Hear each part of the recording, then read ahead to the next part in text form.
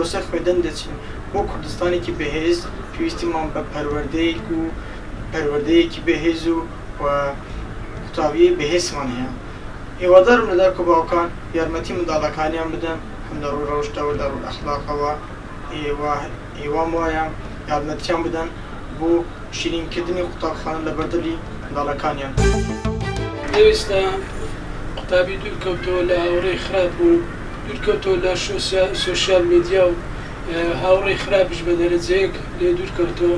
ئەو شتانە زۆر زەرورە لە قوتابی و هەروەها دایک و باویش پێویستە زوو سەردانی قوتابخانە بکە بۆەوەی لە قوتابیەکەی بپێچێتەوە بزانێت چۆن هەرسوکەوتی لەگەڵ مامۆستا لەگەڵ قوتابی شتانە زۆر زەرورە بە قوتابی.